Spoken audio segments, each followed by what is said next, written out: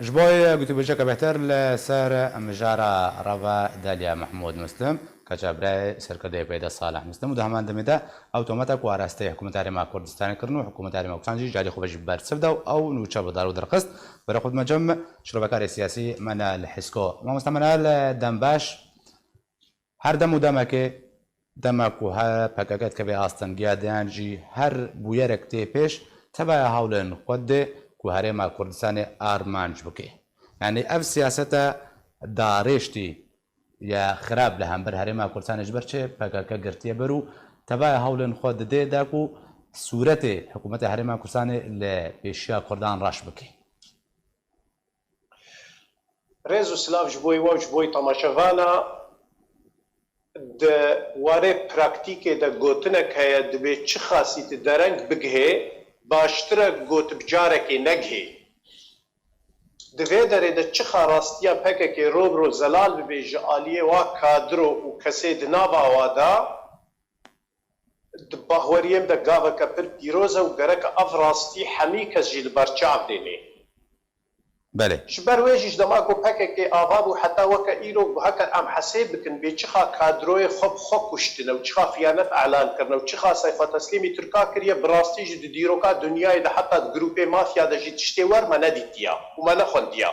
لی نسبتی پرساتا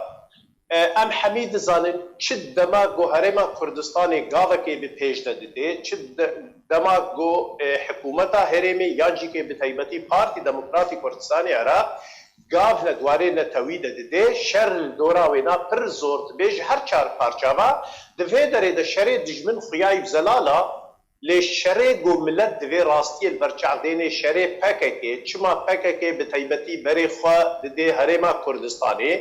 جبر او راستیا گوهری گرنگا شر پکه لدجی پروژه نتویا و جبر ویجی که هر کریارگا گوته کرن هرما کردستان سروکاتیا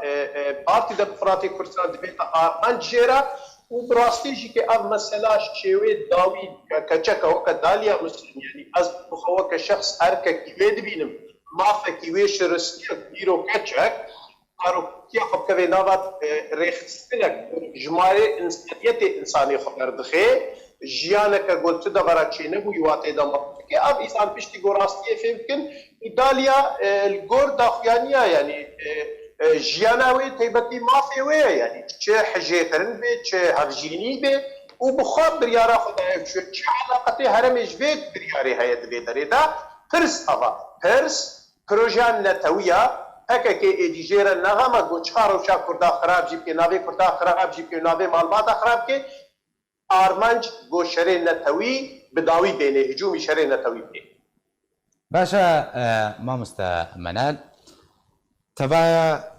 پارتی عالی حکومت هر عالی کی پیوندار به دزگه به دماکو کسک باوریا و ایدی بو دزگه نه یعنی دز کار بدکشنه دفجت قرل مالا خضرونه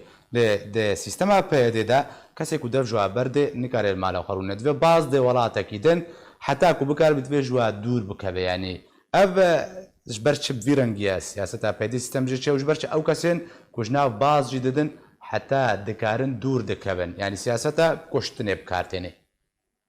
شروفاجي تشي يعني جبرش بيدي سياسة تتكي براستي برسك سباسياتك برسك فرفشة أفرس جرك ملت بيرسي جبراستي البرشاتيني دماغو بارتيا كريخستنك خباتي جبوي نتودكي ويتشاخي نتوجي بخوجي سربستا كيجا بارتيه كيجا آلي البجيري يا كنجي دفش كار برد يا جي كنجي تبلي كار ببي او ما فكي اخلاقي انساني ديمقراطية لي دماغ جروبك لسر سيستمك مافيوي بدستي استخباراتي دشمن بيتا آواكرن مينا فككي بيك گومان اوه مجال ندي تو کسی کار من سر خوراکن جبر ویجی که وقتی امورن به هزار نمونه لسرهنا جی کشتنا حمزه و سمیر و وران و جی کشتنا کادیون قصد سلیمانیه دا و جی کشتنا محمد شنر دقامش لو دا و حتی دهشته و چارا دا دماغ و عقید الباجاری ارواف شمن دلی کشتن و گوتن شهید چویا سیستما پکه چه کسی درباسی ناواوی ببه ایدی جارکدی نکارش ناف درکوی درکتن یعنی کشتنا جبر او کسی درکوی راستیاویل برچاو دینی و حتی ایرو کس نگوجناف درجی کتلوکی نمونه نویرن با آخر نویر راستیه بیجن جبر پکه که لدرویجی که دست درجای خلقی و انسانی خوکریا اف سیستما مافیا نه سیستما گوج بوی ولاتا کی کارو خبرات که یا ناونا ماف ده انسانی خو گو کارب سیاست بخوال بشیره حتی کارب بردوام که بر ملت خود خبات دیگه باشا مامۆستا منال دخوازم دڤردە تشرۆڤەکێ بدێتە بابێ دالیا کو بڤیان شەربان تێناسکردنەوە کەچک وی بخۆ داخوایانیەک دەرخستێت تێدە بەحسا چیرۆکێت و کەچای پشتی دەفژوا بەردایە و بە ئاسانی وەکە و بەحستکێ نەخۆشکەتی هاتی هەرێما کوردستان ژێ دێ ڕادەستکردنا یعنی چیرۆکە ویناکە یاک و بێواتە ینی ت بنەمایەک ژێرەنینە وی نویسیە ئەف چیرۆک یعنی هەری ماڵباتێ بە هاتیە نویساندنیاژی دەستەک ناژێر نویسیە وی بتەنێ بەس بەڵاو کرد یانژی بناوی هاتیە بەڵاو کرد براستی دوێ دەرێدا وەکە جارەکە دیم ئانی زمان ئەگەر پەکەکێ چ خاس بێ ئەخلاقی دە حەقێ ماڵبات و فامیلیە کوردە کردیا و چ خاسی کەسێ کورد شەرمەزار کردنە و وەکت بێ حسێ واش دەستێوا گرتیە ئەم دوێ دەرێ دەتخوازن مەسەلا دالیا وەکە مەسەلە کوردەواری لێ مەیزێن نەوەکە ماڵباتی لێ مەیزێنن ji ber dwarê malbatî de qurbat gelek malbat hene dibin gefê pekekê de dibin heta xweşzarwê xweş iştine yan jî famîle hene xweşkurê xweş iştine gayê vî sînorî yanî meselê pekekê û kiryarê wana de û ev gefê gol xelkê dixwin îsaneke mîna daliya bi zarokiya xwe tu werê teslîmî nava rêxistinekê bike ev keçik dema got bîrewar dibe wasiyê berçav dibînê pirs ekî de êt serê vê de hebî gelo ev xebat ji bo wî çi ye gelo ev karê me ji bo wî Kurdistanê na ji bo wî têkçûna millete a êwê çaxî çima el jiyana xwe taybetî xwedî dernakevin û ez weke îsanek jiyaneke xwe taybetî nakim ev mesela di bîr û baweriyên de heta ne girêdayê bavê wê yan amê wê nakesê ye ji ber mixabin ji xwe bav û am di destpêkê de av şaşîtî kirin û bêdeng man heta gavê qunaxê îro pekekê bê exlaqiyê jî heqê wa باشە مامۆستا منال دووردە پرسێک هەیە ئەمکارن بژن ji ber ku pekeke ناخوازێ gelê Kurd rastiyêwan bizan bê bêtir dest bi helmat ango yek ji siyaseta wê revandina zarokan e yê xwar 18 salî da ku rastiyal pêşiya bişêwênin wa dûr kin ji rastiyê heta ku bêhtir cemawer peyda bikin Ez ê qurban tu dîroka dinyayê de wextê got dibêjin dibê leşkerê Fransî ê mirtezik hebûn ew ê got ji dinyayê anî bûn û dikirine şera de di tarîxa Hemîdiya û Sultanê Tirka de ev mirtezîk bi kar danîn û devera de mezin dikirin namalê de di gelek grûpê mafya de Amerîka Latînî de ev şêweyê got zarok dizîne û kirine şer de ji ber zarok pir bi sehlatî dikarê mêjiyê wê li gor xwe program bike li gor got tu dixwazê program bike êdî ew zarok exlaq edebê kultûr dê û ev nema nas dike dibe mîna rebotekê di destê te da û PKK zanê got kesê bîrewar kesê mezin hin bi hin rastiyên berçav didênin hin bi hin rastiyê dibînin çi xas zor e jî kê ji wara nemûnayê bi hezara xwe teslîm kirin û bi hezara bazan û bi hezara îro Ewropa dijîn lê mixabin heta li Ewropa ne ji wê rastiyê nabêjin hê jî kê di wê tirsê de na zarok ji bo wî PKK armanceka pir sehel e gokaribê li gor armancê xwe kiryarê xwe çewt bi kar bêne ji ber vê jî kê dema dawî ditilêt meyzênê ji mixeyematê şehba bigire li Amûdê bigire li Dêrkê bigire heta Kurdistana Rojhilat meyzêne bê çawa zaroka direvênin û didine kuştin û ew bi xwe jî kê înkar dikin di aynî wexta باشە مامۆستا منال خالێکە هەری گرنگ هەیە ji demek ku êrişên Tirkiye bo ser xaka Rojavayê Kurdistanê dest pê kirî ji Efrînê zê bêjim ژمارەیە مەزن ji kadroyên PYD yê PKK nekut nava rêzên PYD û YPKwa debûn yani ew bixwe direvin bi bê ku tu astengiyek li pêşiya wa çê bê û ma dem yani berpirsên wayê herî serekeyek û cihê hesas de bi asanî berê xwe didine Tirkiye yani kesekî normal dema ku baz dide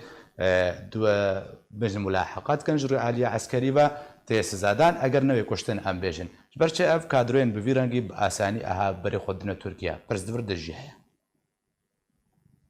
قربان پرسا te bi rastî jî kê gelek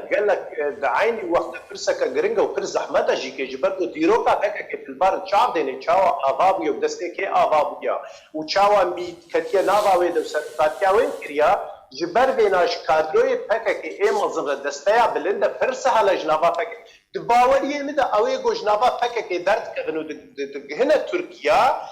جبر نخوازن پلانا استخبارات هشکره به پلانا پکه بخود نابله ده هشکره به پکه بخیانت علان ناکن لی پکه و خیانت علان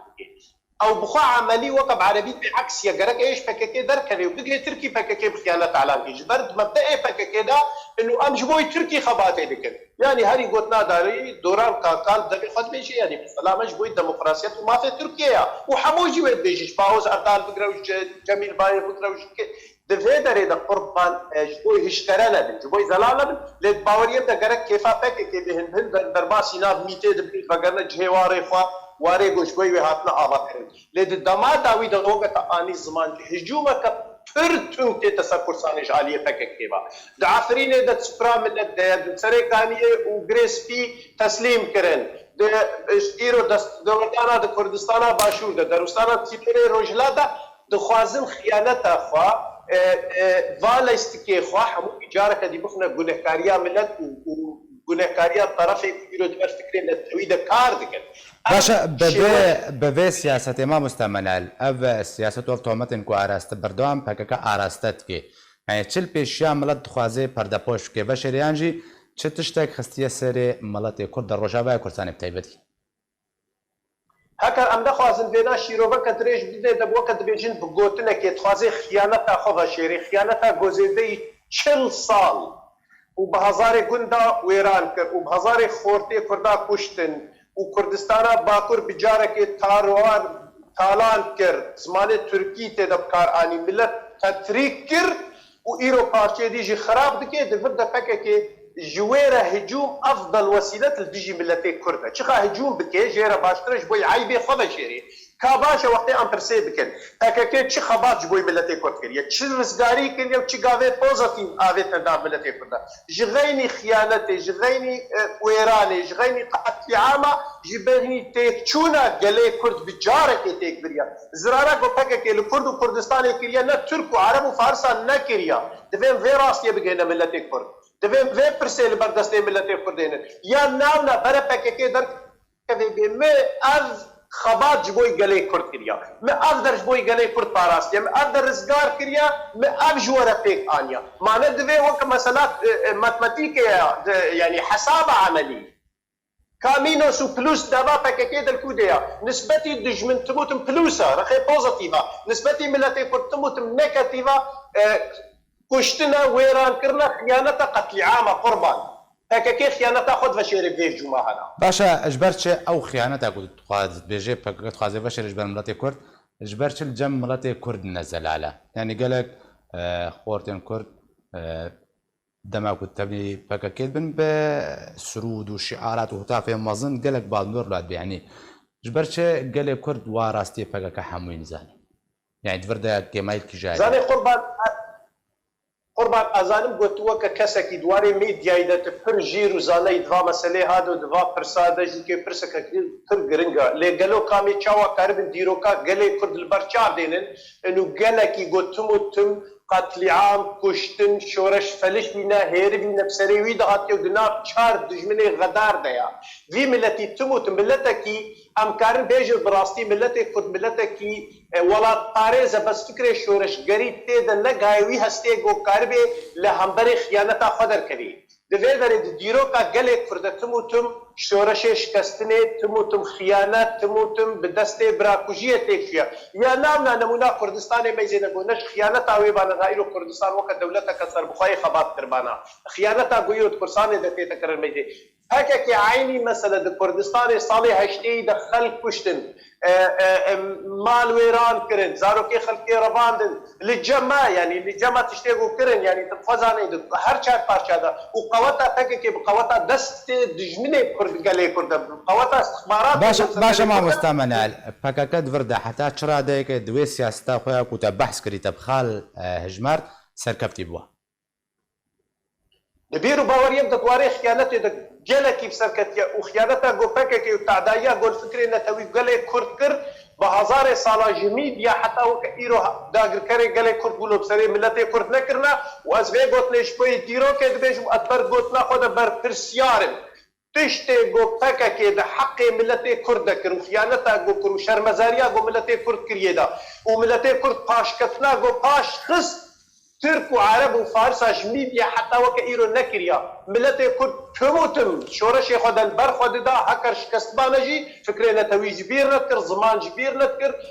شورش خد جبير نتكر لي مخابن دما بكك هاد برسا ناوي نتوي كردك نتوي كرد تكبر واز براستي دوي از مجبور في قلت بتجي بسر كد خيانه طافقه وبسر كفت يجي ايرو روج يعني وي قلب بردام جيبه بون من الرجاوي كردستان ايدي وي بري بديش عقاركي اف فرسا هانا دوي هر كسكي ازناب ملتي كرد بس هر كسكي روشنبير نويسكار سر بخواز زانه كرد سياست مدار كرد في برسيفي اركيل بر چاوي خوديني هاكر دمالا خود زاروكي خود پیشوروا ولاتي خود بفكري گرك هر كسكي جمج عاليه خو في راسي البرچاو ديني یا ناونا پککت خیانتا خود اید بردوام به حتی گو بقربانی هبن حتی گو به هزار دو درکبن بی سروک جیان نابه و حتی گو به هزار دروی وینا و کریه اوا کار چوت جی باور بکه آی پککی بردوام به جبر آگره خیانتا پککی ملت کردا آگره خیانتا پککی لدیجی ملت کرد خورد و کچه کردانا کسی بگوهاتنا خاپاندن و عینی وخجی کسی خودی برجواندی شخصی نه ایگو راستیه دبینن ایگو ایرو دبین قامش لو عفرین و کوباته و چی و بیچاوا بری و مسیبین و شرنخ و دیار بکر هاتا تطریق کرن بیچاوا سینوری کردستان رو جلاد دا خلف تسلیم کرن و بیچاوا شریق قدفی و ینکی دا کردستان دکر و حجدا شعبی کرشنگان دا کردستان پارچه کر حتى قوم ملت رازاي بفكك ات كرياري خود بردوام بي قوتا فككش خيانتا فكك لسبشتابي قلي فقيرة قالك سباس جواش روبكاري كورد من الحسكوت مرابي قالك سباس مستحب